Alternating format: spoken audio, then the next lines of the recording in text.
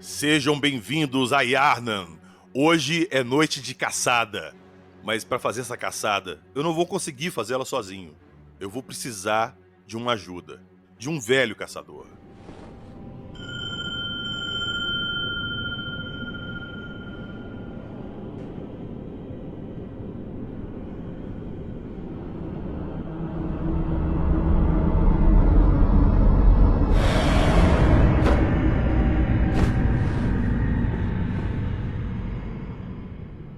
Seja bem-vindo, caçador.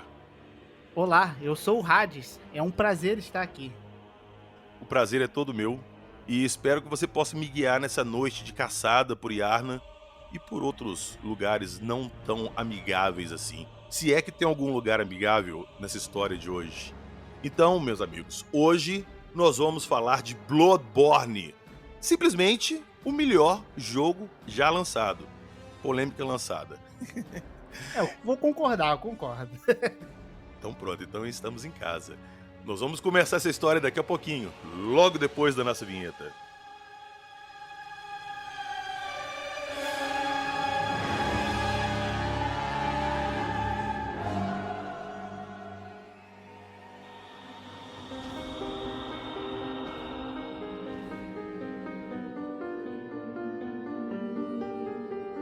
Igreja da Cura, frasco de sangue, bala de mercúrio, discernimento, pesadelo do caçador.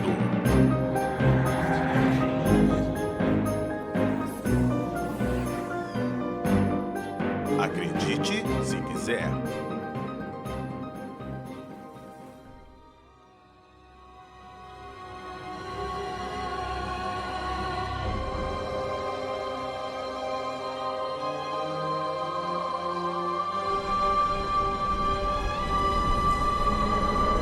E então, a caçada começa novamente.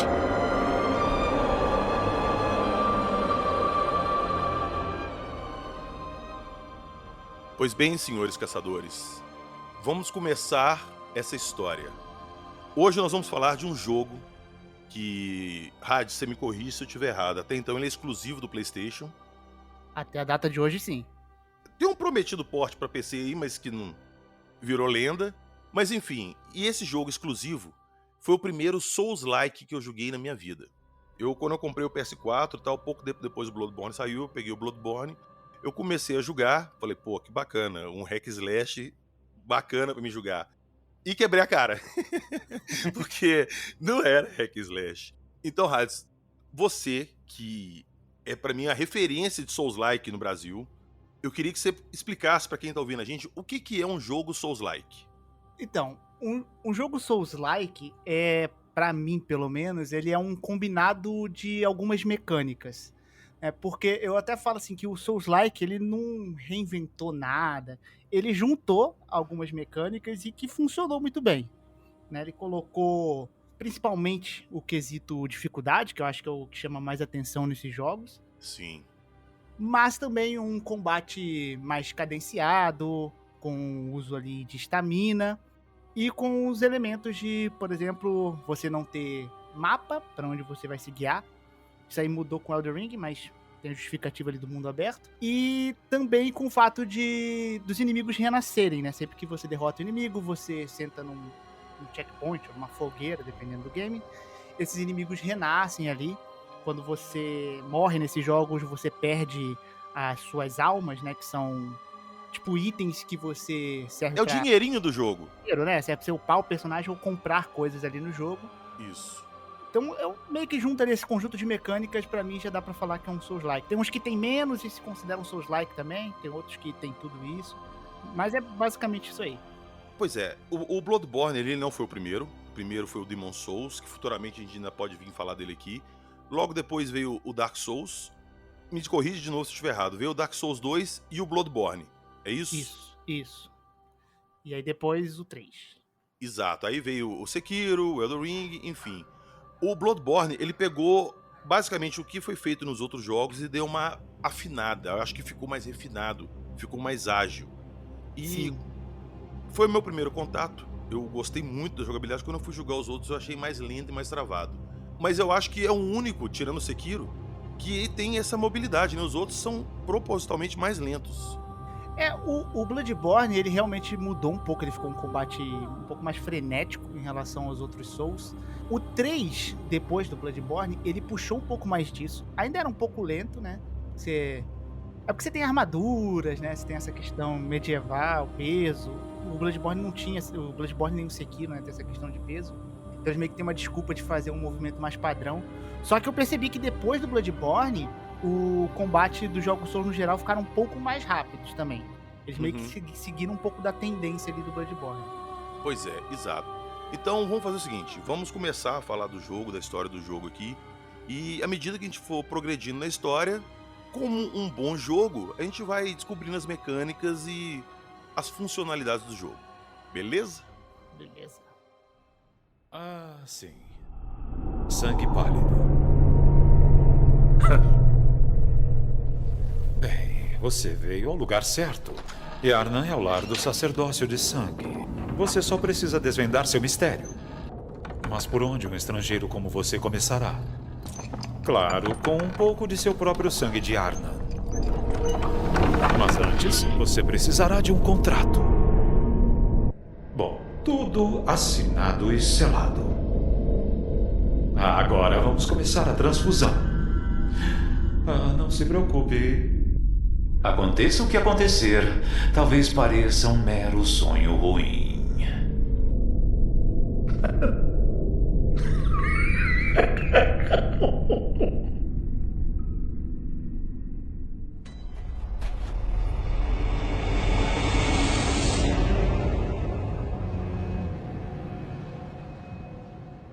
Então a gente começa o jogo, a gente assina um contrato ali no início, né? Tem um contrato que a gente assina.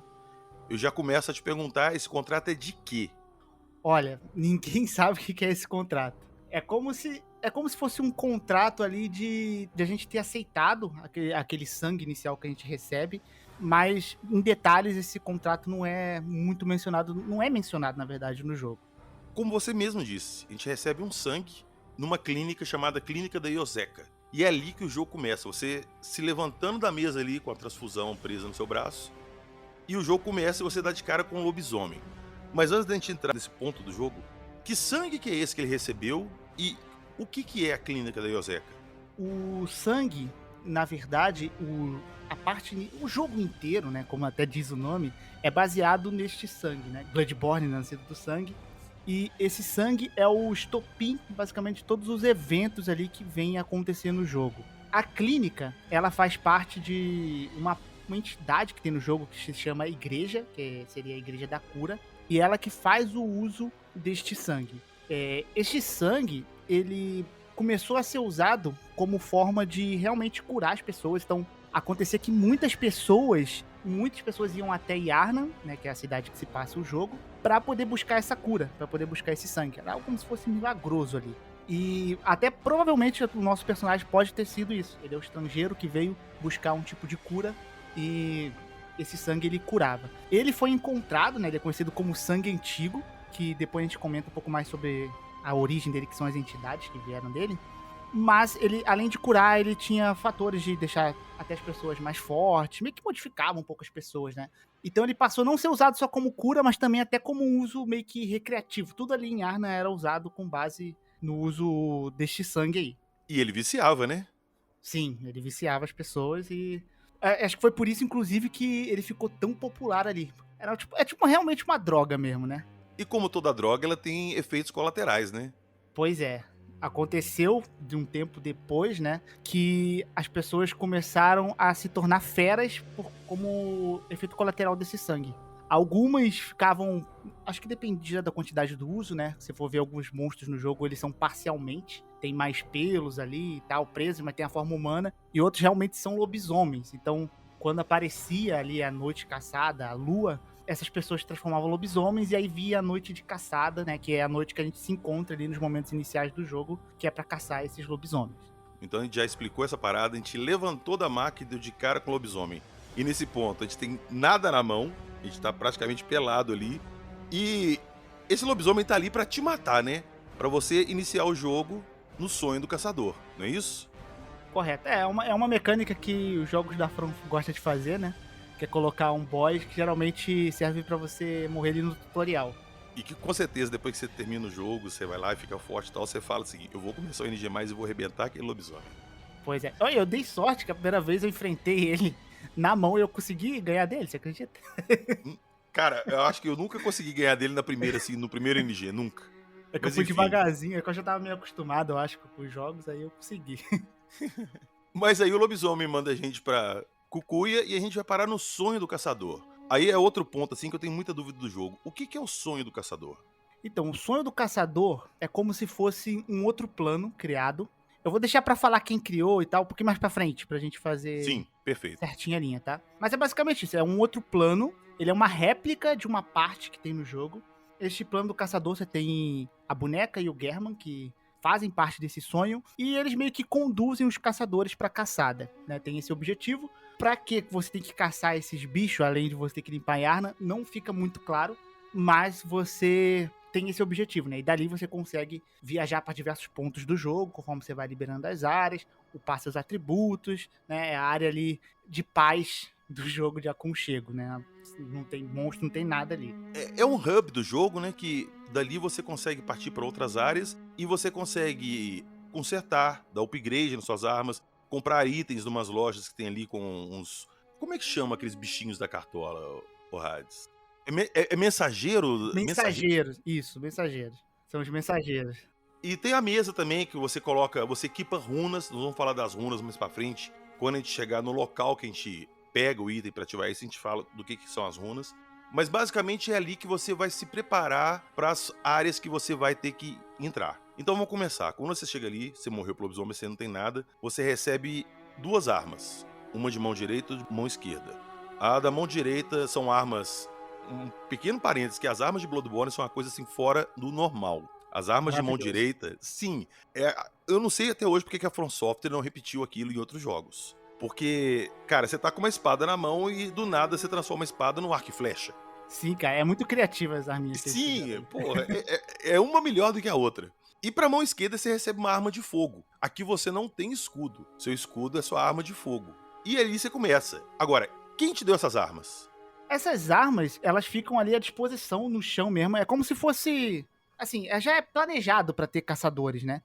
Então, essas armas já ficam à disposição do caçador e elas foram criadas pelo German, né? Que é o velhinho que fica ali no sonho também, né? Que usa cadeira de rodas. Ele, inclusive, foi o primeiro caçador e foi o que começou a trabalhar nessas armas que são chamadas de Trick Weapons. Que é muito bacana, né? Como você falou, que elas se transformam de uma coisa pra outra. Você tem à disposição 3. Uma delas é o machado, que começa com um machado pequenininho, né? Você pode estender o cabo dele. Ele fica grande. Tem o... Cutelo cerrado? O cutelo, isso, esqueci o nome dele em português. Que também, né? Ele fica menor, você estende ele. E tem a bengalinha ali que você usa. Que é o chicote enroscado. Isso, que é um chicote. Ela vê tipo um chicotinho. Essa eu acho muito legal, o visual dela e tudo, só que ela é muito fraca pra você começar o jogo com ela. É a mais fraca delas. Pra começar é a piorzinha. Pra começar eu gosto mais do machado. Acho que ela é útil, por causa do ataque giratório dela. Exato, é o melhor que tem. Bom, mas enfim. Fomos no sonho do caçador, pegamos nossas armas, pegamos frascos de sangue, uma parada legal da gente falar aqui, que nesse jogo você recarrega suas energias tomando sangue, né? Frascos de sangue. Isso, é aquilo que eu comentei ali no começo. Até o nosso próprio personagem faz o uso desse sangue nas noites de caçada, porque eles curam as pessoas de fato, é um sangue que cura. Então, se você for ver o seu personagem se curando, ele realmente é uma injeção, né? Ele se injeta com aquele sangue e automaticamente ele se cura. E outra coisa, pra quem é acostumado com os jogos Souls, a classe do mago, joga de mago que mago é fácil. Aqui não tem a classe de mago. Pra falar a verdade, não tem classe nenhuma. O que chega próximo ali seria o arcano, né? Que você usa meio que umas magias, mas não é magia. Realmente não existe magia no jogo. Pois é.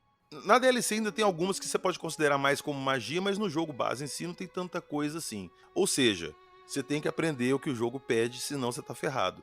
E eu acho que é aí que o erro de muita gente que pega o Bloodborne pra jogar sem nunca ter jogado um Souls antes, que acha que é um hack slash igual eu quando fui jogar. E não é. Não é. Você falou que você tem uma barra de vida e uma de estamina. O que é estamina? Quando você dá um golpe, aquela barra ela desce um pouquinho, é como se fosse seu fôlego. Então você vai usando, a barra acaba, você fica cansado e você não faz mais nada. Nada. E você tá aberto pro inimigo te bater. Então o combate é muito você gerenciar isso. A sua agilidade com os golpes ali e a sua estamina pra ela nunca acabar e você sempre poder esquivar. Isso, ele fica bem mais cadenciado, né? E faz você, até quando você vai lutar com os inimigos, você tentar ao máximo puxar um por um ali pra poder controlar isso bem, senão você acaba se embananando. É. Oi, como?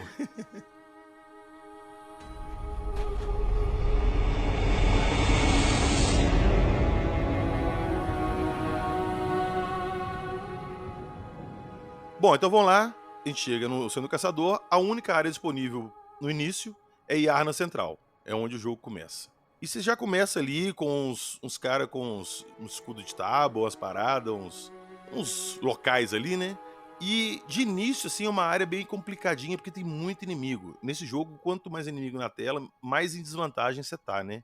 Com certeza. E aqui é porque, assim, é bem o núcleo da cidade mesmo, então você vai ter os cidadãos ali se juntando na noite de caçada, e você vai ter as pessoas que se transformaram por uso do sangue. Então acaba tendo bastante inimigo nessa parte inicial. Aí você vai subindo essa área, vai andando ela, e você chega.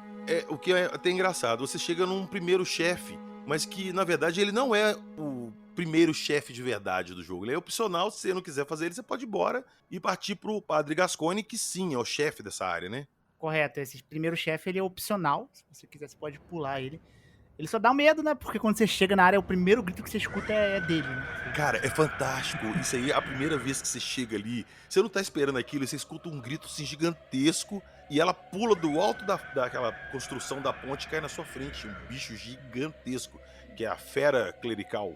Isso, ele dá um baita susto aquele bicho lá. Dá. E, cara, a primeira impressão que aquilo causa no jogador é muito boa, porque é um chefe muito legal, numa área bacana, e com uma trilha sonora, que a gente pode até abrir um parênteses pra falar que a trilha sonora de Bloodborne é uma obra-prima. É maravilhoso. Pra mim, ali dos jogos da From, é a melhor. Até porque ela. Depois a gente conversa um pouco mais sobre ela, mas ela tem os detalhes das letras, né? Que os outros jogos não têm, que é muito bacana. Sim, sim. Bom, mas vamos lá. Passando pela fera clerical, você vai seguir o caminho óbvio do jogo, você vai chegar no Padre Gascoigne. Quem que é o Padre Gascoigne? O Padre Gascoigne, ele, assim como supostamente o nosso personagem, ele é uma pessoa que veio de fora, né? Ele era um padre em outro local, e veio buscar a cura ali da igreja. E ele eventualmente acabou se tornando também um caçador, né? Nas lutas de caçada. Só que uma coisa que acontece, é bem comum acontecer em Bloodborne, é que os caçadores, para poder enfrentar, assim como você faz isso no jogo, é utilizar o sangue. E o uso desse sangue em excesso, as pessoas acabam se tornando feras, perdendo ali a sua consciência. E isso foi que começando a acontecer com o Padre Gascoigne. Tanto que durante a luta contra ele se transforma ali, ele já tá bem ali alterado, né? Uhum. E ele faz parte de uma das histórias mais tristes ali de Bloodborne pra mim. Cara, a história dele merece um parênteses pra gente falar, porque é triste pra caramba. Muito. Sim, envolve tipo, a família dele inteira, né? Uhum. Você encontra, de certa forma, né? Você encontra a filha dele dentro da casa e ela fala pra buscar a sua mãe. E você vai atrás, né? Essas crianças são filhas do Gascoigne. E você descobre que o Gascoigne, por exemplo, é a Viola, o nome da esposa dele, acabou matando ela em fúria, porque ela foi atrás dele pra tentar levar uma caixinha de música que acalmava ele pra ele não se transformar. Inclusive, essa caixinha de música a gente pode obter ela e usar no meio da luta. Isso atrasa, às vezes ele não se transforma por causa que tem um sentimento pra ele ali. Essa caixinha de música, você falou que você pode usar no jogo, você pega ela com a filha dele, não é isso? Isso, com a filha. Que a mãe vai, se eu não me engano, a mãe vai atrás e esquece a caixinha. Essa história é muito legal, cara. Isso no jogo, quando você encontra com a menina, ela te dá a caixinha. Mas nos jogos da From, tem umas paradas que você não descobre sozinho. Não tem como, é impossível. Como que alguém vai adivinhar que aquela caixinha de música... Tá certo que a filha fala, que acalma e tal, mas no meio da luta ali com ele, você vai usar aquilo. A comunidade troca muita ideia, né? Então, a galera vai descobrindo assim. Um posta, testei isso, testei aquilo, e a galera descobre. Isso que é muito bacana também. Exato. E nós vamos falar disso bastante, porque tem coisas nesse jogo que são impossíveis de se descobrir sozinho. Pelo menos assim, nas primeiras 30 vezes que você joga. Sim.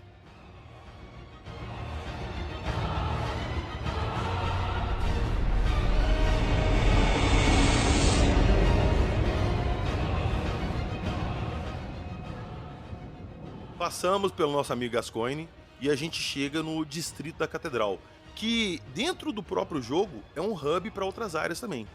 Isso, essa é uma das áreas, inclusive, que você pode mandar alguns NPCs que você encontra, né? Uma área meio que segura, que alguns NPCs vão pra lá. Tem 2 opções, né? Você pode mandar eles pra clínica, que não é uma boa ideia, e vocês podem mandar eles pra ali.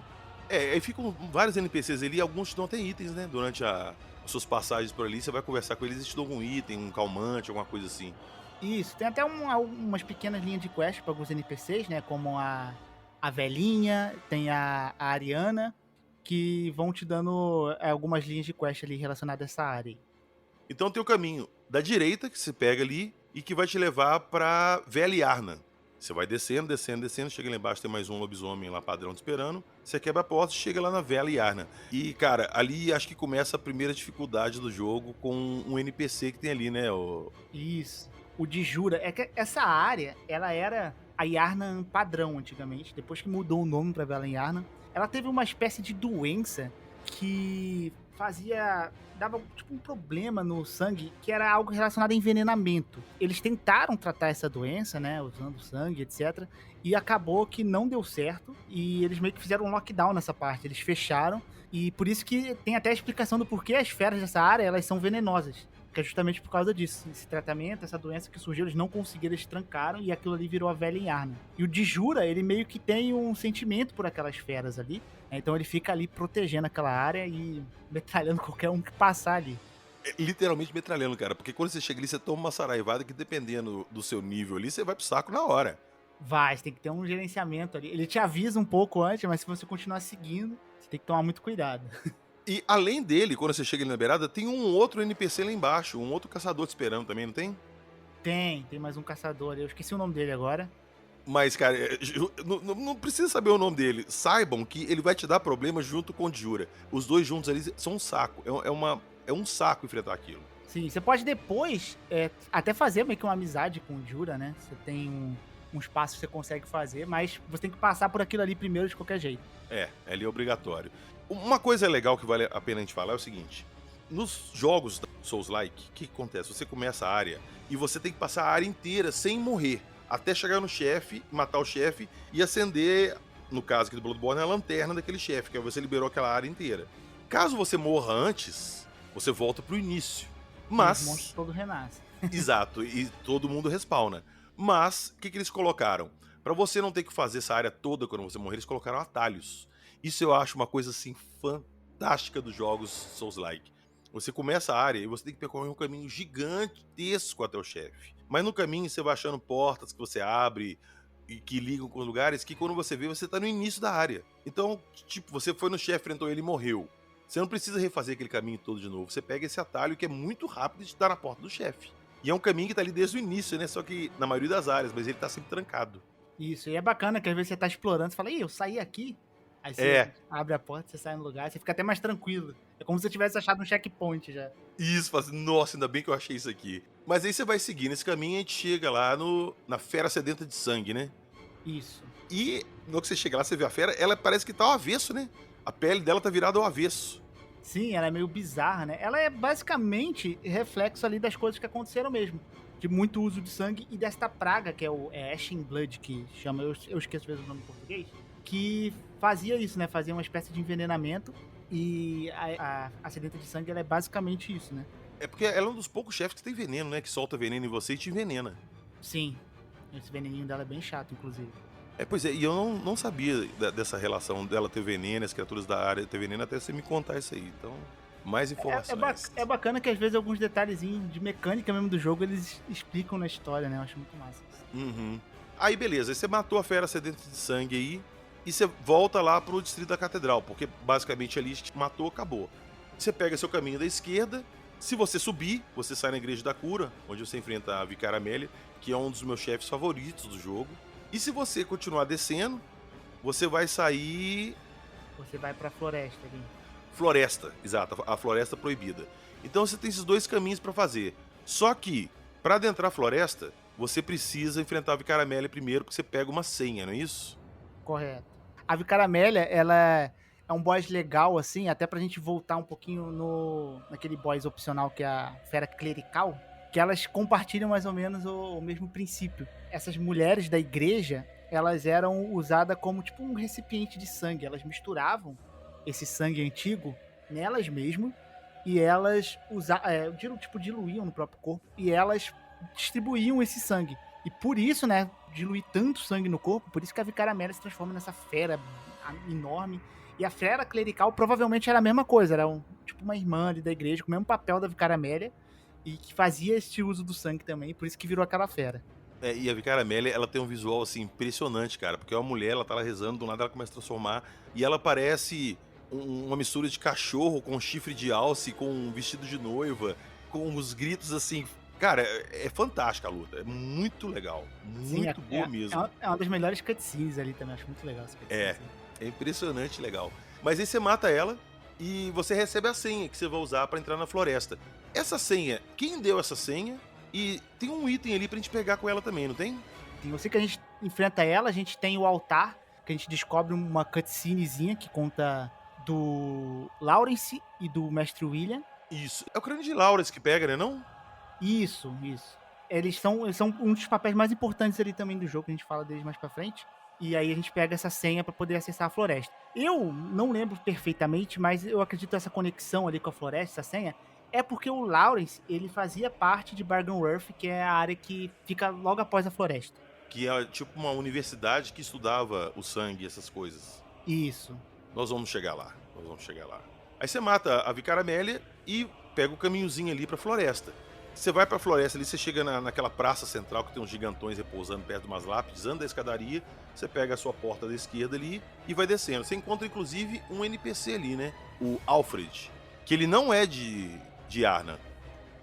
Isso, ele faz parte de um grupo, né, que caça os sangues vis, que é de uma outra cidade, que é chamada de Kenrust, que também fez o uso do sangue, que teve um efeito parecido, só que um pouco diferente do que aconteceu com Yarna.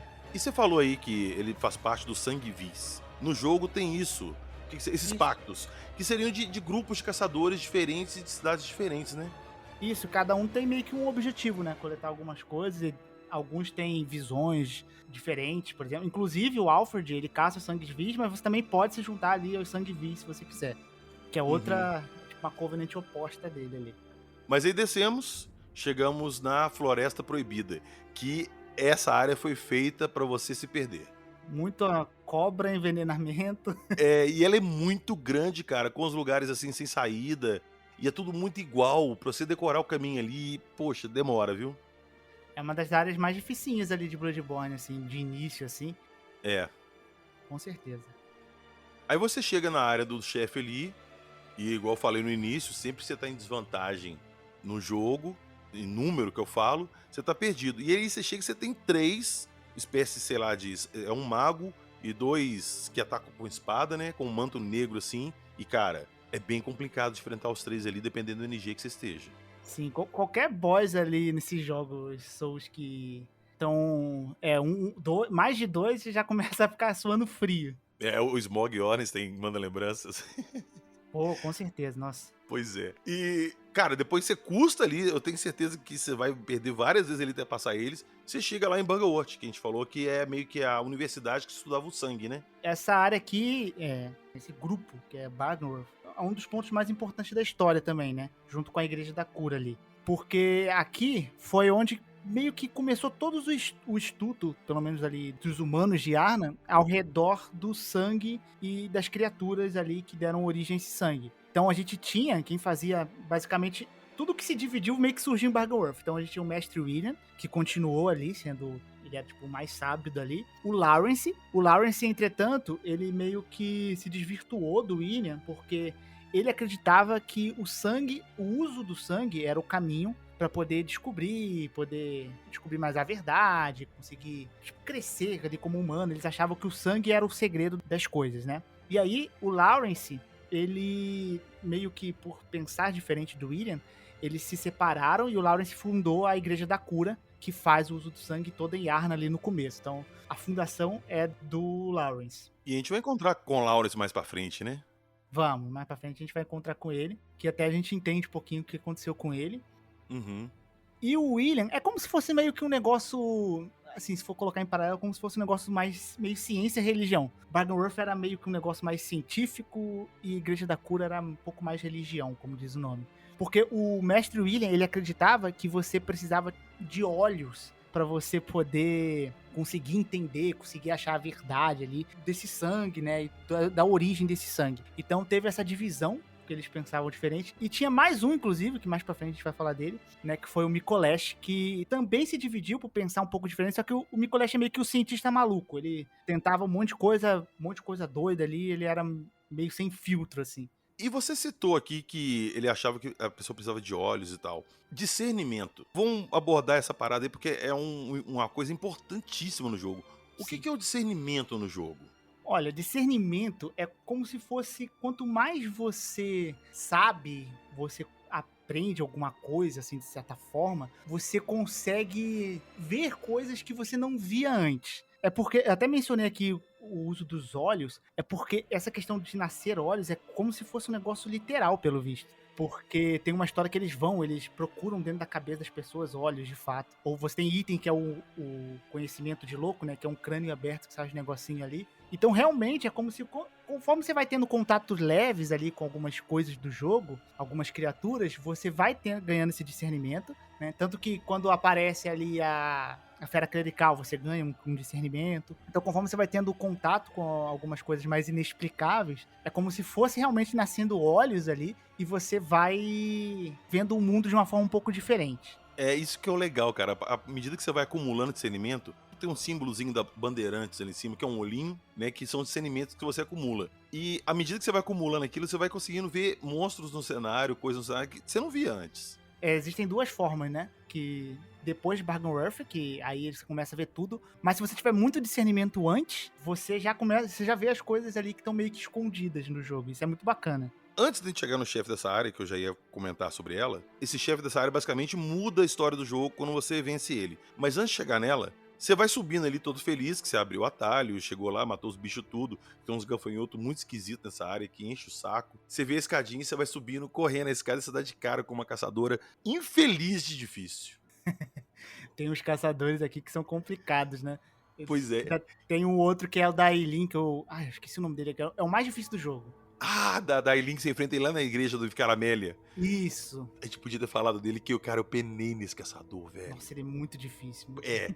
Ele é mais difícil que a própria Vicaramélia. Sim, com certeza. Mas aqui, chegando lá, quem que é essa caçadora que te espera ali na escada? Ela é de Bugwort? Cara, a princípio sim, provavelmente. Ou ela pode ter sido uma caçadora que ficou ali explorando também e acabou caindo no uso do sangue. Isso acontece muito, né? Aparecem muitos caçadores que eles simplesmente atacam porque eles já meio que, assim como o Padre Gascoigne, eles perderam a noção, assim.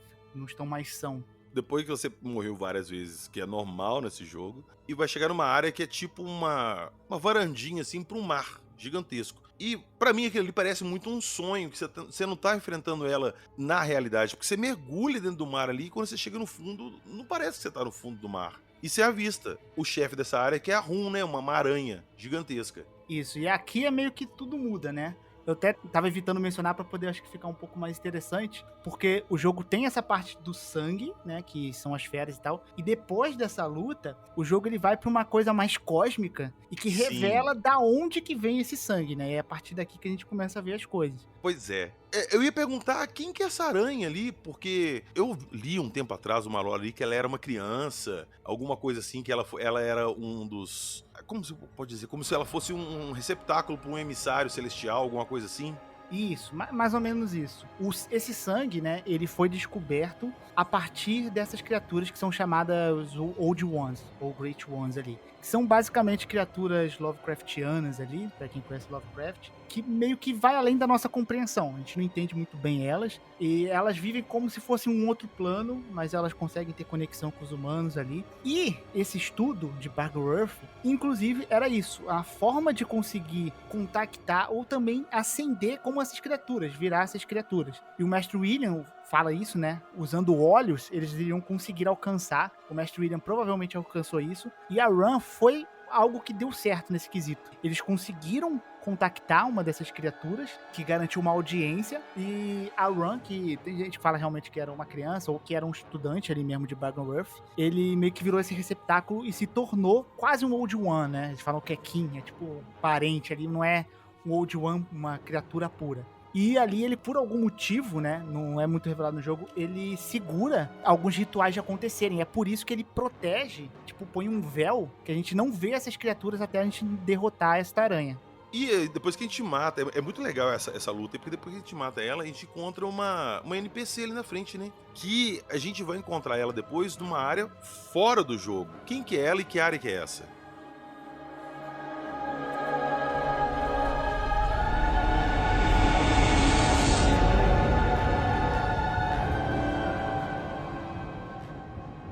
Então, essa daí é a rainha pitumeriana e a gente encontra ela depois nos cálices. Os cálices é uma mecânica que só existe no Bloodborne, que são áreas que você acessa, elas são meio que geradas aleatoriamente, né?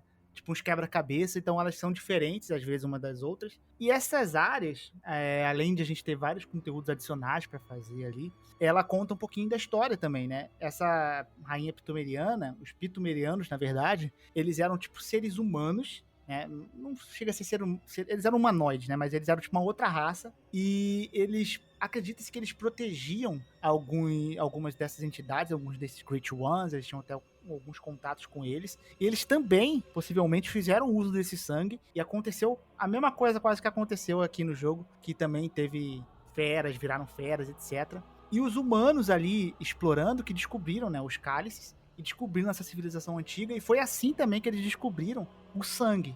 O mesmo sangue que essa espécie ali utilizava, que eram os pitumerianos. Cara, e é muito legal. Os cálices é uma coisa à parte. E pra quem vai pegar o jogo, vai jogar o jogo e provavelmente vai querer platinar, eu tenho certeza que a rainha vai ser o último troféu que vai faltar pra vocês. Geralmente todo mundo deixa o cálice por último. É porque dá um trabalho do cão pra chegar até a rainha, né? Você tem que passar por muitos cálices. Inclusive, vale falar aqui que tem alguns cálices que eles têm condições específicas. Tem os amaldiçoados, que você entra, seu HP cai pela metade, os inimigos dão mais dano. Tem os seu envenenados, que seu HP tá sempre caindo. Então é muito interessante que sempre que você entra num cálice, você vai enfrentar uma coisa diferente. Dificilmente vai ser igual. Então tá, aí saindo dali, a gente tem algumas opções de caminho, e tem um que ele não é tão importante na história do jogo, mas você precisa ir lá por um item específico. Essa área é a Alameda Sepulcral de Hemwick, que basicamente é uma cidadezinha ali com umas bruxinhas, alguma coisa. E o chefe dessa área é um dos chefes, assim, acho que junto com o Pinwheel do Dark Souls 1, é o chefe mais fácil do jogo. Inclusive um macete. Quando vocês forem enfrentar essa bruxinha nessa área, procurem enfrentar ela sem discernimento nenhum. Porque aí não invoca aqueles Bob Marley, aqueles bichos grandão que aparecem só quando você tem discernimento, né? É, verdade. Fica mais fácil ainda.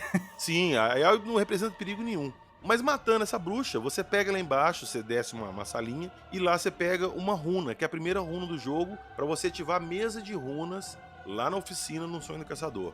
Hades, eu te pergunto, o que são essas runas e o que elas fazem? Então, as runas, né, elas são chamadas de runas de Caryll, e elas são basicamente itens que você equipa, né, me falando mecanicamente, você equipa e dão alguns atributos pro personagem. Então, dependendo da runa, ela vai aumentar a estamina, ou vai aumentar alguma resistência específica. Tem runas que aumentam o seu HP, então elas têm esse papel, né, tipo, você imbuir ela num item. E tem as runas de facção também, que você ganha entrando nas outras facções, né? E tem runas ali de facções que uma é inimiga da outra. Então, muitas vezes você vai chamar um amigo seu pra te ajudar no jogo. E daqui a pouco, mais pra frente, nós vamos falar como é que funciona o online desse jogo, que pra mim é uma das formas mais criativas que tem de uso de online. E se o cara tiver com uma runa inimiga sua, você vira inimigo dele, né? Sim, você tem essa questão de Covenants, né, que vem dos jogos Souls. Então, dependendo de como você invade ou como você entra numa área, se você tiver pertencente a tal Covenant, né, você vai ter efeitos diferentes no online. Isso daí é uma coisa bacana, é uma forma de você entender como é meio que objetivo, às vezes, dependendo daquela facção que você tá pertencendo, daquela Covenant. Uma coisa bacana dessas runas, né, é que essas entidades, esses Great Ones, são tão incríveis assim, que as runas, elas têm poderes, porque a Caryll, né, que faz essas runas, ela escutava palavras, né, dessas criaturas, e só dela escrever as palavras dessas criaturas nas runas, elas pegavam e criavam um efeito. Pra você ver como que essas criaturas, elas eram, tipo, tão poderosas. Só uma palavra escrita era o suficiente pra uma runa ter poder. Cara, eu ia te perguntar isso, como é que era o funcionamento das runas, você acabou de me explicar. Quer dizer, então, que a runa é literalmente uma pedra com uma palavra de um desses seres cósmicos entalhada ali, e a palavra tem um poder tão grande que te confere poderes especiais. Isso, e essa Carrie, ela tinha um dom de conseguir ouvir. Então ela conseguia transcrever isso pra forma escrita, né, que virava essas runas. Fantástico.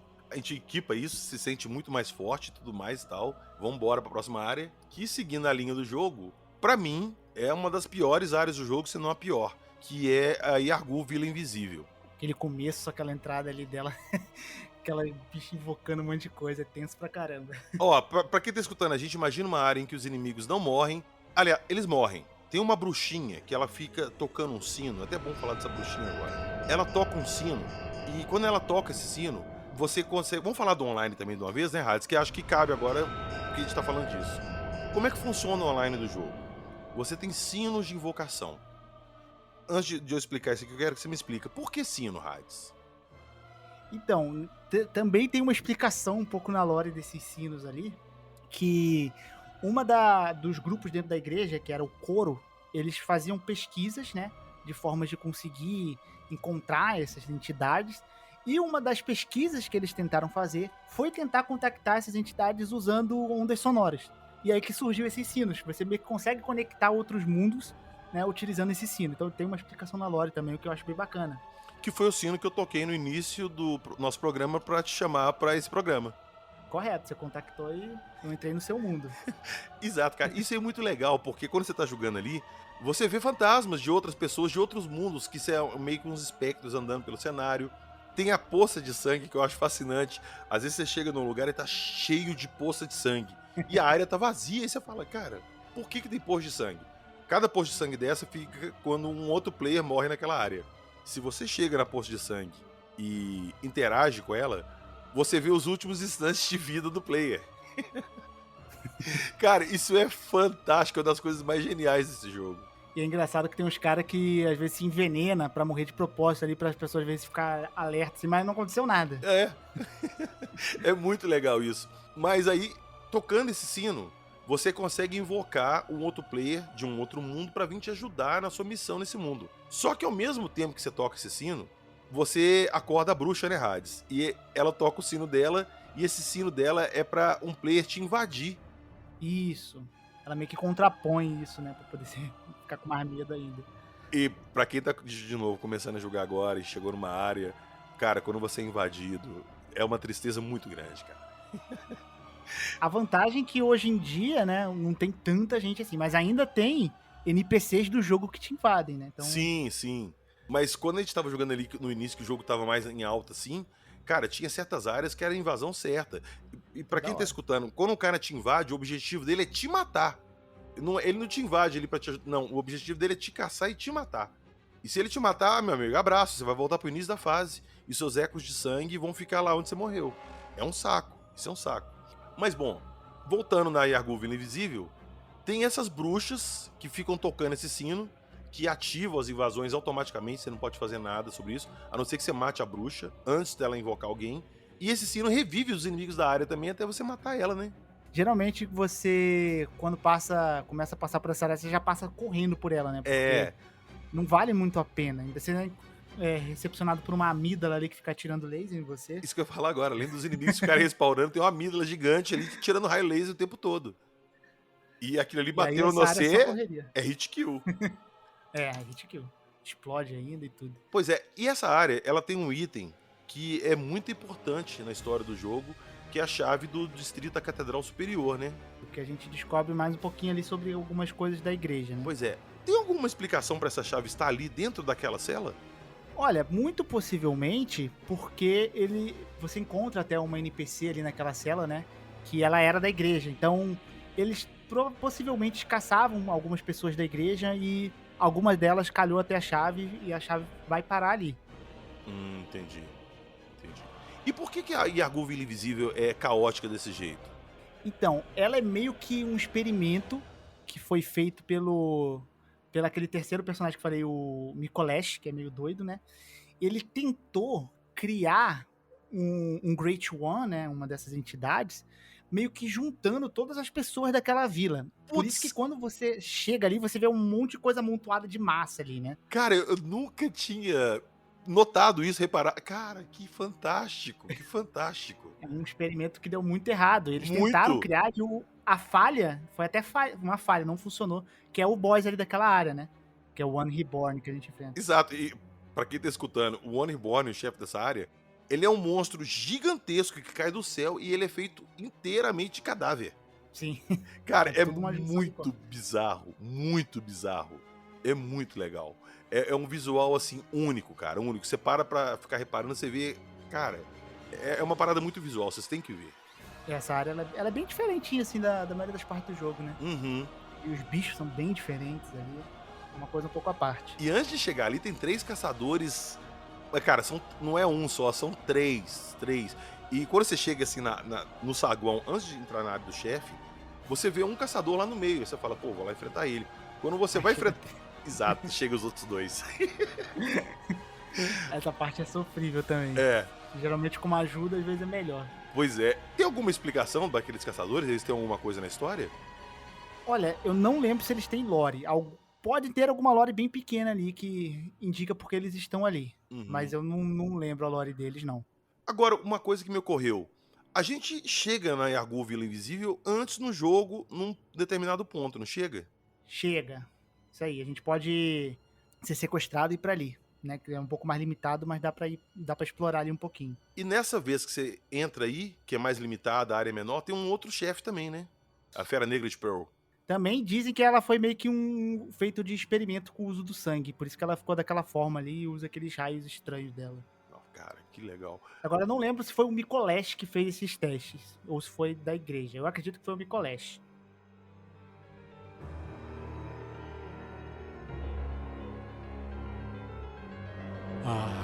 Cosmo, ou como alguns diriam, Cosmo. Tu escutas nossas preces?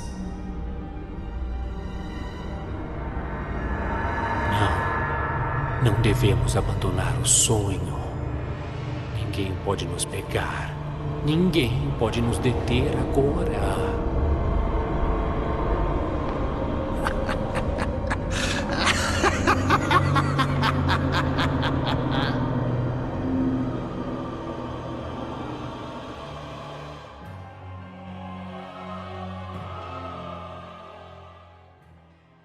Seguindo a história do jogo, óbvio que a gente acabou de enfrentar esse One Reborn aí, o Renascido, que é feito de cadáver e tal. Você sobe umas escadas e você chega no edifício de conferências, que é basicamente você vai descobrir de onde que o One Reborn veio. Isso, você tem várias coisas ali que mostram um pouquinho, né, de como funcionava a parte do Mikolesh ali, né, e como ele meio que trabalhava ali com as doideiras dele. Aí a gente chega no Mikolesh, que é o chefe dessa área, né? Pra mim, de visual, assim, é muito legal, porque ele é é como se fosse um cientista louco mesmo, com uma cela de Menses, aquela gaiola de Menses na cabeça, que antigamente usava pra colocar em bruxa, pra bruxa não morder, não fazer nada, né? E ele foge a luta inteira. É uma lutinha meio chata. Ele acreditavam, né, que isso daí ajudava eles a conseguirem um contato com essas entidades, então eles usavam essas gaiolas aí, maluca. Ele consegue até, né, fazer um contato. Por isso que a gente tem esse pesadelo, que ele faz o contato com o Mergo, que, né, também é um Great One. Por isso acaba dando errado. A teoria do que acontece ali é que é como se todas as pessoas perdessem seu cérebro, tivessem seu cérebro danificado. Ou eles se juntaram, né, que tem aquele grande cérebro de Menses. Eles falam que isso foi por causa desse contato que eles fizeram e deu errado. Exato, acho que a gente adiantou um pouquinho na hora que a gente chegou no Mikolesh, porque eu queria falar antes que a gente chega nessa área, e quando você chega nessa área, a primeira coisa que você toma na cara é um frenesi. Isso. O que é o frenesi no jogo e o que ocasiona esse frenesi dessa área? Então, o frenesi é uma coisa que é bem de Lovecraft, né, pra quem conhece, que é essa questão de ter alguma criatura que a gente não compreende essas criaturas direito, e por elas serem tão, sei lá, absurdas, grandiosas, só a presença, às vezes, ou parte da presença dessas criaturas, começa a enlouquecer a gente. E isso, inclusive, é parte do até bastante frequente Bloodborne, né, dessas criaturas, a gente não compreendê-las. E parte disso é o frenesi, porque quando você tem algum contato, ou um contato muito forte ali, eles causam esse tipo de loucura. E o frenesi, né, ali, no caso, seria o cérebro de Menses, que é algo meio difícil de compreender ali o que tá acontecendo, e a gente tem esse frenesi acontecendo. Pois é, aí depois que você mata o Mikolesh, você consegue voltar nessa área e descer lá embaixo pra meio que destruir esse cérebro de Mensis, né? Ele cai num fosso lá, você corta a corrente, ele cai, para de dar freeze na área e você desce lá embaixo pra ter um encontro com ele. Da onde que veio esse cérebro? Então, esse cérebro muito possivelmente foi esse coletivo dos estudiosos ali que faziam parte daquela pequena facção do Mikolesh ali, que teve seus cérebros meio que sugado mesmo. E aí dizem que esse cérebro se juntou tudo em um só e se tornou essa criatura aí, que é tipo o cérebro de Mensis. Cara, ela é muito bizarra. E você vai lá embaixo, você usa um sinal, você faz contato com ela, te dá uma runa. É muito bizarro. Eu quero saber quem foi o primeiro que descobriu que era pra ficar naquela posição por um tempão também. É 1 minuto e meio, né, que tem que ficar parado na mesma posição. É um minuto por aí. Cara, é as coisas que nós falamos que sozinho você não descobre mesmo. Mas aí, continuando na área, a gente continua nessa área aqui, é uma área de invasão também. Eu acho que, inclusive, essa é a área preferida da galera pra fazer PVP, que é a Galeria de Mergo Centro, é isso? Que tem os porquinhos lá em cima. Isso, ali tem bastante invasão. Ali também tem um farm bom ali. Uhum. Outra área que... É porque quando eu joguei o Bloodborne foi já em 2016 pra 2017. Eu peguei o PlayStation um pouco depois, né? Então, onde eu pelo menos fiz PVP foi um pouco antes dessa área, que é na fronteira do pesadelo, né? Que é um Tá. pouco antes pra você chegar ali. E ali onde eu encontrava mais gente. Mas depende, muitas vezes a galera do Bloodborne se reúne em algum cálice, alguma parte do jogo ali pra fazer uns PVP, dependendo da época. Quando eu joguei a época do jogo, era mais ativo ali os PVPs e era difícil você entrar ali sem ser invadido. Difícil. Eu lembro que eu vi uns vídeos da galera fazer PVP ali. Eu falava, que estranho, porque quando eu tentei eu não tinha ninguém, mas é porque eu joguei bem depois. Chefe dessa área é a Ama de Leite de Mergo. Esse chefe, ele deve ter uma história muito foda, porque ele é um chefe muito bizarro e depois que você mata ele, tem um acontecimento mais bizarro ainda. Então, esse boss, ele entra tipo numa profecia que tem. E um dos objetivos dessas criaturas, né, porque a gente não compreende direito, que é tipo ter um filho. Elas precisam ter um filho, não se sabe por quê. Só que é quase uma regra que os filhos dessas criaturas, eles sempre morrem. Nunca dá certo. Mas, como eles são criaturas poderosas, a consciência deles permanece. Então, a gente tem, por exemplo, esse pesadelo que foi criado ali, possivelmente pelo Mergo, que é o filho da rainha Ptumeriana, né, que aparece ali grávida, com a barriga sangrando, que deu errado, ele morreu, só que a consciência dele se manteve e por isso ele meio que existe nessa forma de consciência. E, cara, é bizarríssimo, porque quando você mata a Ama de Leite, escreve pesadelo eliminado, não é nem inimigo destruído ou alguma coisa assim, é pesadelo eliminado, e aparece o carrinho de neném no meio ali, com o neném chorando. Isso, é o próprio Mergo ali, porque é ele que criou, essas criaturas que criam o pesadelo, né? Como lá no início, a gente falou do sonho do caçador, que inclusive também os sonhos e pesadelos, né, são criados por essas criaturas aí. Uhum. Depois, mais pra frente, a gente fala como o sonho do caçador foi criado.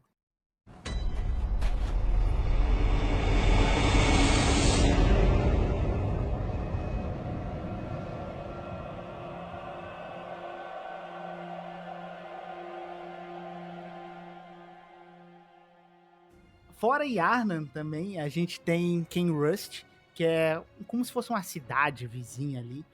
Só que, diferente de Yharnam, o sangue ali aconteceu de uma forma um pouco diferente, né? Você teve o uso do sangue, só que uma pessoa trouxe o sangue pra lá, não se sabe quem, e a Igreja da Cura falava que aquele sangue não devia ser usado, que era uma espécie de sangue proibido, e, assim, até hoje a gente não sabe o que é esse tipo de sangue. O fato é que esse sangue, ao invés de transformar em feras, eles viraram meio que criaturas que sugam sangue, meio um negócio meio vampiresco ali. No início, era até utilizado também, né? Você tinha a rainha ali, que ela também é outro mistério, porque ela é imortal, o pessoal não entende muito bem o que ela é. Só que ela usou esse sangue e as pessoas se alimentavam, às vezes, dela mesmo, como se fossem vampiros mesmo, mordia, dava pulso e tal. E isso foi muito usado ali pela parte aristocrata ali do castelo e tal. Só que, eventualmente, aconteceu a mesma coisa que Arna, né? Veio ali o flagelo, em vez de eles virarem lobisomem, eles viraram aquelas criaturas meio vampiras ali do castelo. Sim, e o chefe dessa área, pra mim, é um chefe assim, muito legal, é impactante, que é o Martin Logarius, né? Sim, também gosto. Muita gente acha que ele é, tipo, aliado de Ken Rust, mas ele tava ali pra caçar, né, a rainha, porque ele era do grupo do Alfred, né, que eles caçavam esses que são os sangue vis. Se ele tava caçando a rainha, quando a gente mata ele, você pega a coroa dele, que é a coroa dos ilusões, você coloca na cabeça e ela abre uma porta no fundo pra você encontrar com a Annalise, que é a rainha. E aí, né, a gente descobre um pouquinho mais sobre essa rainha, porque é como se o Martí Logário tivesse abandonado ali, né, o seu posto, mas o Alfred meio que dá sequência a isso. Só que a rainha, ela é muito mistério, porque ela é literalmente imortal, assim. É engraçado também que as armas que o grupo dos caçadores ali pra derrotar o Sangue usam são armas que é pra dilacerar mesmo, é um tipo de arma específico pra derrotar. E o Alfred já tentou derrotar ela, né? E ela vira tipo uma massa de sangue ali. Só que ela depois ela renasce e volta ao normal, assim, pode renascer ela. E tipo, ela é uma figura muito misteriosa, né? Sabe-se que ela usou talvez o sangue ali, mas não sabe por quê. Acredita que ela é meio que da linhagem da rainha ptomeriana ali, porque a rainha, quando ela morre, no item fala que ela morreu ali, mas mantém a consciência naquele pedaço de item. Então acredita-se que é por aí também. Também a gente acabou de esquecer no falar da Fronteira do Pesadelo, né? Ela é basicamente uma área que tem uma conexão com o próprio pesadelo ali do Mergo, né? Do Micolash. É como se fosse uma pequena conexão ali que tem desta área. Ali a gente conhece, por exemplo, o Patches Forma de Aranha, que é um NPC aí bem icônico. A parte dele na história são algumas suposições, assim, não tem nada muito forte, mas parece que também ele era do grupo de estudos ali, né, de Bargainworth, e eventualmente ele deve ter se tornado ali ficcionado na Amidala, e por isso que ele começa a sacrificar pessoas pra Amidala e leva ali pra fronteira, né, e até você enfrenta uma Amidala ali. Então, possivelmente essa daí é a história desse Patches Aranha aí. Cara, o Patches é muito legal pra quem não conhece a história dos jogos Souls-like e tal. O Patches é um personagem recorrente em todos os jogos da From Software, todos. Do Dark Souls, acho que ele só não aparece no Sekiro, né? No resto todo ele aparece. No 2 também não. No 2 tem um que dizem que é parecido, mas não é bem o Patches, é o Pate, né, que eles chamam. Uhum. Mas é bem diferente, eu acho ele bem diferente. Não confiem no Patches, não confiem. Dica do PH. Ele vai te empurrar. Pois é. Agora, cara, chegou uma área que eu gosto muito dessa área. Eu acho tanto a área em si fantástica, como o que tem nessa área, que é o Distrito da Catedral Superior. A gente chega lá com aquela chave que a gente pegou lá na Yagu Vila Invisível, sobe ali à direita no Distrito da Catedral, e lá em cima tem uma porta trancada. Você usa essa chave e você chega lá. Que área que é essa e o que tem lá, Hades? Então, essa é uma área também ali que faz parte da igreja. Né? Ali a gente encontra também uma das entidades que é misteriosa, né? Que é Ebrietas. E como tudo que a igreja fazia eram alguns experimentos com o uso do sangue e tal, né? E aqui a gente descobre um pouco, mas também continuam muitas dúvidas, né? Sobre quem é Ebrietas. Porque Ebrietas é uma criatura que a própria igreja achou, conseguiu meio que um contato. Ela é uma dessas criaturas. É porque tem teorias que falam que Ebrietas não é uma criatura pura, né? Desses Great Ones. Talvez seja uma mistura, algo do tipo. Isso porque tem uma coisa no Bloodborne que se você atacar os inimigos, tem a coloração do sangue que eles sangram. Nunca Que é tinha uma coisa reparado bacana. isso. Tem, e tipo, agora eu não lembro a ordem. Eu acho que os que são puros, eles sangram vermelho. E os que são mistura, eles sangram branco. E Ebrietas achavam que era puro, mas ela sangra branco quando você ataca. Cara, e a Ebrietas é um chefe que ela transmite bem o clima do jogo depois que você mata a Ron ali, né? Que ela é um chefe que você, por mais que você pegue, pause, dê zoom, pegue foto e olhe, você não consegue entender o que é o chefe. É uma criatura meio bizarrona, né? Total. Esse negócio de sangramento dela, inclusive, né, que você falou da Ron, a gente observa na Ron que ela sangra esses dois tipos, o sangue vermelho e o sangue branco. É como se desse a entender que realmente ela foi, tipo, ela já foi humana, é uma mistura ali. Tem esses detalhezinhos aí que a galera percebe e pega, que é muito bacana, né? Agora, antes da gente enfrentar a Ebrietas, a gente enfrenta os emissários celestiais. Que, cara, quando eu tava jogando a primeira vez e eu vi o primeiro, eu tomei um choque. Porque são Greys. São alienígenas Greys, cabeçudinho, clássico. E eles vêm pra cima de você. Os emissários celestiais, eles eram pessoas, né? Que também foram transformados nisso. E eles tentavam, né, como diz o nome, emissários, pelos emissários, tipo, eles eram meio que uma forma de interceder ali, pra eles tentarem entrar em contato também. É tudo ao redor disso, eles sempre querem entrar em contato ou se transformar essas criaturas. E os emissários foi uma espécie ali de teste, que inclusive, se eu não me engano, foi usada a própria Ebrietas pra criar esses emissários ali. E por isso que eles são dessa forma ali, né? Porque eles injetavam coisas no cérebro deles, tipo as lesminhas de Ebrietas ali, pra transformar eles nesses emissários. Mas eles eram frutos de experimentos também. É muito legal, cara. Isso aí, quando você chega lá, é muito legal. E eu acho muito bonitinho o design deles também. É! Eles andam todo fofinho assim e tal.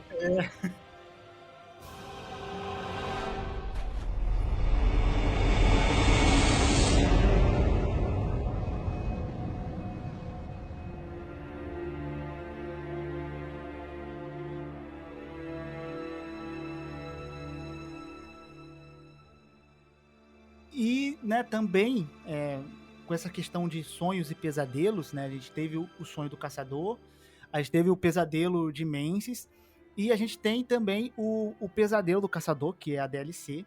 Oxi.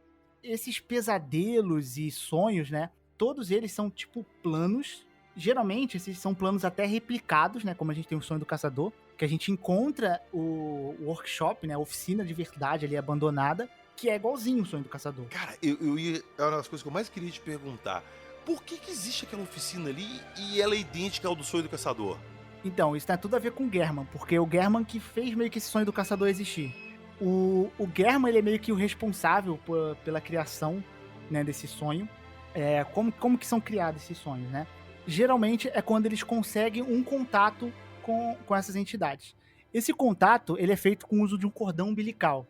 Como eu disse, essas criaturas, elas tentam ter filhos, mas elas perdem os filhos. Eles acabam nascendo mortos ou problemáticos ali. E, de alguma forma, eles conseguem esses cordões umbilicais. Inclusive, a gente consegue também, que é pra fazer um dos finais. E o German conseguiu um desses cordões. Ele conseguiu um contato com um desses seres, né? Que é a presença da Lua. E ele tinha saudade ali da Lady Maria, né? Que depois a gente comenta sobre ela. Ele criou esse sonho do caçador. Foi, tipo, um plano da presença da Lua. Ao mesmo tempo que o German ia ter a boneca, que seria uma representação da amada dele. Então, aquele workshop abandonado era onde o German trabalhava já. Ele foi um dos primeiros caçadores, ele criava as armas ali. E isso daí foi só um reflexo da vida dele ali, né, que ele passava fazendo aquilo. Cara, isso aí que você me falou agora faz muito sentido, porque, de novo, eu sabia da história, mas esses detalhes eu não sabia.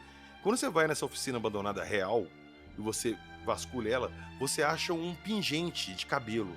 Se você pegar esse pingente de cabelo e voltar no sonho do caçador, sonho mesmo, entregar pra boneca, ela fica surpresa com aquilo e te agradece. Isso, é porque ela é tipo uma representação da Lady Maria ali naquele mundo, só que depois de um tempo o German vê que ela não é a Lady Maria de fato, né? Só é uma pessoa parecida e tal, que tenta ter uma conexão. E por isso que ele é meio até depressivo ali, ele quer sair, às vezes você encontra ele chorando ali, né? Porque ele só poderia sair daquele sonho se o Lawrence viesse buscar ele. Nossa, cara. Só que o Lawrence, a gente vai falar dele ali da DLC. Cara, eu quero falar sobre isso quando chegar nela, mas o German e a Maria eram casados? Não sei se eles eram casados. Mas eles eram um casal. Um casal. Cara, a cabeça explodindo, beleza. E aí a gente consegue ver esses reflexos, né? Como, por exemplo, o Pesadelo do Caçador, ele é um reflexo da catedral ali, né? Do início do jogo também, um pouco modificada. Esse sonho do caçador, ele teve a função, né? O que aconteceu? Existia uma vila de pescadores. Essa vila de pescadores, acredita-se que acidentalmente ela confundiu uma criatura com uma baleia. Essa criatura também era uma dessas entidades, né? Que se chamava Kois. E eles consumiram da carne dessa criatura, né? E eles foram ficando meio que modificados ali, essas pessoas da vila. Barganworth, né? Achou aquilo muito interessante e meio que fez um massacre nessa vila para poder realmente, literalmente, abrir a cabeça dessas pessoas para procurar olhos, né? Que eles falavam isso. É como se eles tivessem muito discernimento ali por causa que eles consumiram aquela criatura. E a Lady Maria e o German, eles participaram dessa caçada. E a Lady Maria, inclusive, depois ela se arrependeu, tanto que ela joga a arma dela lá no poço, que a gente conta no jogo. Cara, vou buscar aquela arma depois, é o inferno. É horrível, aqueles 2 tubarão ali, meu Deus do céu. 2 tubarões gigantescos. Tem gente que nem pega aquela arma. Cara, dá pra desistir. E aí, né, dá a entender que ela se matou como uma espécie de vingança. O Kois, né, o filho, é o Kois em si, né, que tem o o órfão ali, ele meio que criou esse pesadelo do caçador, que é como se fosse uma espécie de vingança, onde os caçadores vão pra lá pra ter tipo uma caçada interminável. É como se fosse tipo um inferno pros caçadores. Então é por isso que a gente encontra diversos caçadores. A Lady Maria foi pra lá. O German só não foi pra lá por causa que ele fez o contrato do sonho com uma outra entidade, então ele não vai. A gente tem o Lawrence, que a gente pode falar um pouquinho dele agora, né? Que basicamente o Lawrence, ele que fundou a igreja, que faz o uso do sangue por toda a Yarnan ali. E ele foi o primeiro a utilizar muito sangue, então ele virou aquela fera gigante. E eventualmente ele morreu, porque a gente encontra o crânio dele. E ele foi levado para esse pesadelo também. Então, por isso você encontra muito caçador ali no início. E você encontra diversos, como o Ludwig, a Lady Maria. Todos eram caçadores que, por algum motivo, se embebedaram muito com sangue e acabaram virando feras, morrendo e foram levados para lá. Eu acho a DLC, os chefes da DLC, os melhores chefes do jogo. Tem chefes legais no jogo base, tem, mas na DLC o nível é muito alto, cara. E meu chefe favorito do jogo tá na DLC, que é a Lady Maria.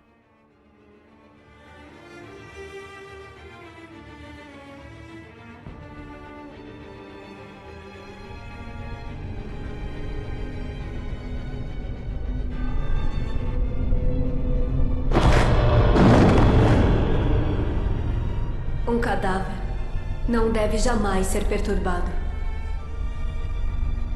Compreendo muito bem como segredos atraem suavemente. Somente uma morte honesta te curará agora. Te liberará da curiosidade desvairada.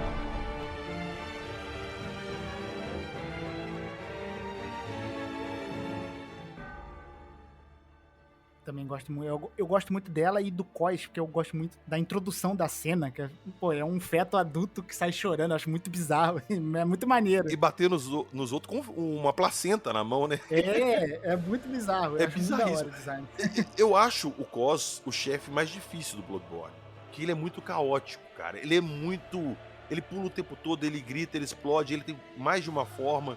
É um chefe bem complicado de se enfrentar. O engraçado é que muita gente me alertava dele a primeira vez que eu joguei. Você acredita que eu passei desse cara de primeira? Mas depois eu não consegui mais. Quando eu fui enfrentar ele de novo, eu sofri muito. Eu acho que foi sorte. Eu dei sorte no RNG ali. Porque ele realmente, cara, ele não para. E os ataques dele dão muito dano quando pega ali. Agora, é muito forte. O chefe da DLC, a gente precisa de falar de um específico que a gente tem que citar, que é o Ludwig, o Amaldiçoado. Porque esse chefe, pra mim, carrega a arma que eu amo nesse jogo e que eu só uso ela. Que é a espada do luar sagrado, né?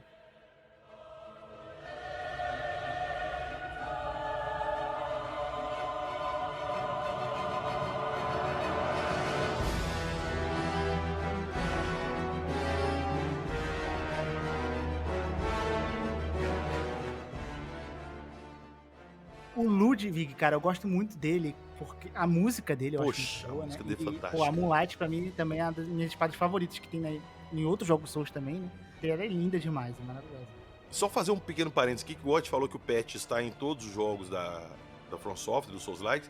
Essa espada também está presente na maioria dos jogos, né? Sim, acho que ela só não apareceu no Sekiro, porque é a espada única ali. Uhum. Mas tá. Eu sempre tô em todos ali. Pois é. Até desde o Demon Souls. Desde o Armored Core, na verdade, que é o jogo de robô, tinha uma Moonlight lá. E, cara, antes de enfrentar a Lady Maria, a gente enfrenta novamente aqueles Greys ali, só que maiores, mas eles são chamados de falhas vivas. Esse nome Falhas Vivas é porque, igual você explicou lá, eles tentaram fazer experiência com eles e eles fracassaram? Isso, aquele orfanato todo ali foi meio que uma experiência, né? Também feito ali pela uma outra parte da igreja, que é o coro. Eles tentavam, ao máximo, ali, experimentar diversas formas. Você tem aquelas outras criaturas ali que também estão, tipo, com um cérebro gigante amarrado. Até tem uma NPC que conversa com você, eu esqueci o nome dela agora. É basicamente... Eu esqueci, você ia falar o nome? Eu não lembro o nome dela, eu só lembro que ela ficava pedindo leite de cérebro, alguma coisa assim. Isso. Foram todos experimentos ali da igreja pra tentar transformar as criaturas. Eram vários experimentos sendo feitos, né?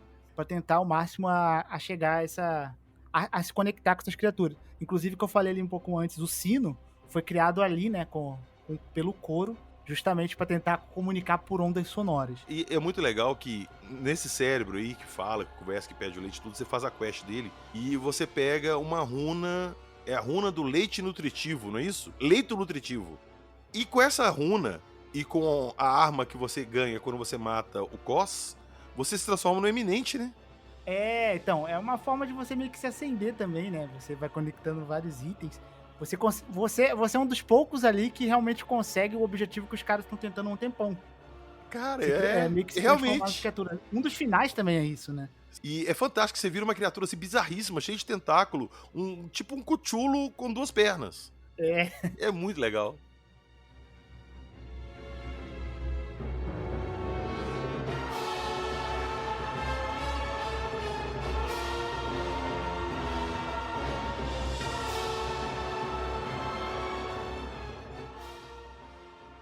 Então, depois, né, da gente matar a Ama de Leite lá no Pesadelo de Mensis, né, a gente volta pro Sonho do Caçador e meio que a noite de caçada já está acabando, né? O Sonho do Caçador ele fica pegando fogo. Esse fogo, eu não sei se é só pra mostrar que tá chegando ao fim, porque eu acredito que o Sonho do Caçador não tá acabando ali, ele não acaba. Porque aquilo é mais uma noite de caçada, né? Mais um ciclo, vão vir outros caçadores. Assim como tem outros caçadores, como é a Elin, que quando você encontra a Elin, ela tá caçando caçadores que meio que caíram ali na questão do sangue, né? Mas ela já sonhou, ela fala, né? Ela já sonhou, mas ela não sonha mais. Então ela já participou, assim como você, de uma noite de caçada. E ali no final, né, você escolhe, ou você... São três caminhos, né? Ou você acaba ali à noite, o German te mata e você nasce, e você vira, tipo ele, mais um caçador ali, né? Você não tá mais vinculado ao sonho. Você pode derrotar o German, e aí você que vai virar... Você vai pegar o papel do German, né? Você vai virar um anfitrião ali. Ou você tem um final mais bizarro que você enfrenta a presença da lua, né? Ela é bizarríssima. Pra quem tá escutando a gente, como é que você faz pra você enfrentar a presença da lua? Os cordões umbilicais, né, que você contou, que você falou que tem durante o jogo. Isso. Você usa 3 deles. Depois da sua luta com o Dema, ela desce da lua. A lua abre e ela sai da lua. Sim, inclusive um detalhe bem legal, quando forem jogar, dá uma olhada na lua, você consegue ver que a lua, ela não é a lua assim do nosso mundo, ela tá na frente das nuvens. Observa só. Eu nunca reparei isso. Nunca reparei. Cara, quando eu vi isso também, eu falei muito bacana. Cara, realmente, então, tipo, aquilo ali tem a ver com a presença da lua. Tipo, a presença, como diz, não é a presença dela ali, não é uma lua realmente. E aí, pra você encontrar essa presença da lua, você precisa usar os cordões umbilicais, que é como todas essas entidades são contatadas, né? O Pesadelo de Mensis, ele conseguiu com o cordão umbilical do Mergo. O próprio German foi usando o cordão umbilical. Se eu não me engano, foi do Kois, eu não lembro agora, mas foi usando um cordão umbilical. Então, assim que surgiu esses sonhos e pesadelos foi por parte do cordão umbilical. E aí a gente enfrenta a presença da lua, né? E a gente meio que se torna, nasce como um eminente. Que a gente vira essa criatura. A teoria de que a gente consegue virar essa criatura é pelo fato de que, observando o cordão umbilical ali, acho que é do Kois, você vê que ele é muito grande e o cordão umbilical que a gente pega é tipo um pedaço. Então dizem que a gente juntando os 3 cordões umbilicais ali, é como se a gente formasse um inteiro e por isso que a gente renasce, consegue renascer como um eminente. Isso é muito legal. E pra não falar também que a luta com o Germa é uma parada assim épica, né? Enfrentar o Germa ali naquele cenário é uma coisa assim, cara, inacreditável. Inacreditável. Muito massa. A arma dele também eu acho muito maneira. Pois é. Aquela foice. Muito foda. E é isso. O Bloodborne é um jogo que você merece jogar e prestar atenção na história, porque é uma parada assim de explodir cabeça. E o jogo tem um visual inacreditável. Da era vitoriana ali, pô, pra quem curte esses visuais assim, é maravilhoso. Muito legal.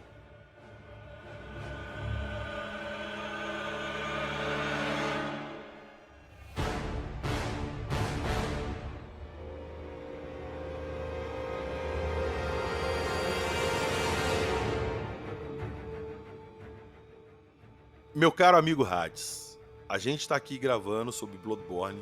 Eu já falei que é um dos jogos favoritos da minha vida. Eu, quando anunciaram o Play 5 e tal, eu fiquei, não sei, mas uma coisa que me fez comprar, 2 coisas que me fez comprar o PS5 no lançamento foi Demon's Souls Remake, e uma coisa que eu pensei na hora, eu falei, cara, eles vão lançar um Bloodborne 2 exclusivo PS5, eu preciso jogar isso, eu tenho que ter um PS5. Hades, me dê esperanças. A gente tem chance um dia de ver um Bloodborne 2? Olha, assim, daria pra criar, né? Como eu até falo assim, que minha teoria seria tipo uma outra cidade, com os acontecimentos. Como a gente tem Kern Rush ali, né? Que usou o sangue e teve um efeito diferente. Mas eu acho que agora, dado o tempo que já passou, eu acho que a gente poderia ter um sucessor espiritual. Como foi Demon Souls pro Dark Souls, um jogo, né, diferente, mas com uma temática parecida.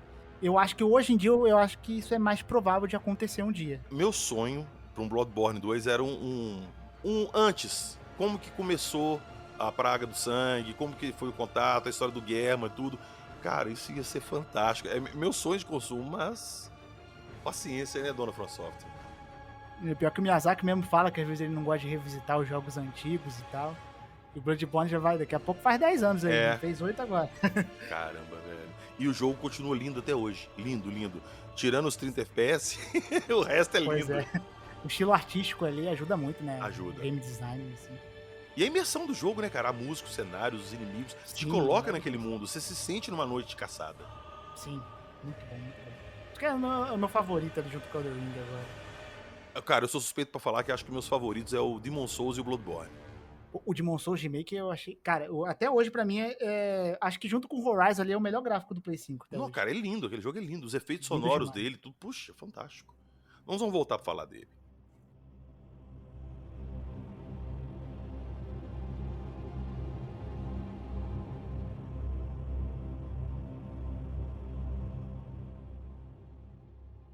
Ó, então pra quem não conhecia Bloodborne, não tem esse costume de jogar tanto, fica a dica. É um dos melhores jogos que vocês vão jogar, com uma história super envolvente. Eu fiz questão de trazer esse jogo pra gente falar aqui no Acredite Se Quiser, porque tem tudo a ver com o tema do nosso podcast. É uma história fantástica que envolve criaturas espaciais, outras dimensões e pesadelos e mente. É uma coisa simplesmente fascinante. É uma mistura, assim, muito de coisas diferentes, mas que deu muito certo. Eu achei, assim, hoje nosso papo Hades fantástico. Eu tenho que te agradecer por ter trago esse conhecimento do jogo pra gente, da lore e tudo, explicar detalhes que nem eu que gosto do jogo conhecia. Então, meu muito obrigado pra você, cara. E, novamente, eu te falei isso antes de começar a gravar, que eu acompanho seu canal, assim, há muito tempo. E ter você aqui hoje gravando comigo é uma honra, assim, gigantesca. Então, meu muito obrigado pra você. E eu queria deixar o espaço aqui agora pra você divulgar seu canal, dar suas redes sociais, pra saber onde o pessoal te acha. Show. Eu que agradeço, né? Muito bacana. Cara, eu gosto muito de falar sobre Souls, Bloodborne. Cara, Bloodborne é uma história que, sei lá, se às vezes pegar um estranho, eu quero ficar contando a história pra ele, que é uma história fenomenal. Dos Souls ali é a minha história favorita, inclusive. Foi bacana, passou muito rápido aqui, né? Muito legal conversar sobre isso. E eu tenho um canal, né, que eu falo sobre jogos Souls, né? Conto histórias de jogos Souls, mas eu também falo sobre muita coisa lá, né? Eu faço review de jogos também. Eu comento notícias, curiosidades, né? O canal Hades Plays lá, você pode me encontrar pelo YouTube mesmo. As outras redes sociais, basta você ir pelo YouTube, lá nas descrições tem tudo lá, se vocês quiserem me seguir, né? Acompanhar meu conteúdo. Agradeço, né, mais uma vez o convite aí, foi muito bacana. Eu que te agradeço e pra galera que tá escutando, eu vou deixar todos os links do canal do Hades, das redes sociais dele, na descrição do episódio, beleza? Então, Hades, muito obrigado, cara, por essa noite de caçada, valeu mesmo, e eu vou deixar você agora voltar pro seu mundo pra você viver suas próprias aventuras. Obrigado e um beijo no popô. Valeu!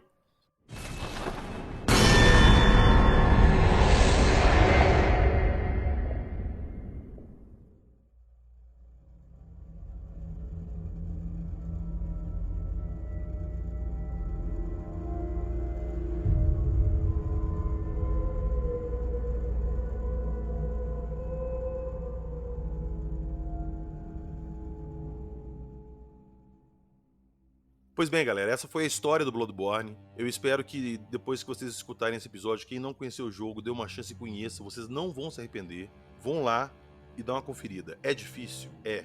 Mas procura entender o que o jogo tá te pedindo ali, aprender as mecânicas, que vocês não vão se arrepender. Beleza? Como eu falei antes, tudo que a gente citou nesse episódio vai estar na descrição do próprio episódio. Clica lá no mais, tem todos os links. E lá também tem o link do nosso Apoia-se. Quem puder entrar lá e dar uma moral pra gente, vai ser muito bem-vindo. De quebra, entra no nosso grupo lá de ufologia, paranormal, sobrenatural, games. E vocês são muito bem-vindos, beleza? Então é isso. A gente se vê na próxima semana. E quem sabe a gente traga novos jogos Souls-like aí. Afinal de contas, se o Bloodborne é o melhor jogo do mundo, os outros Souls-like também não ficam atrás. Acredite, se quiser.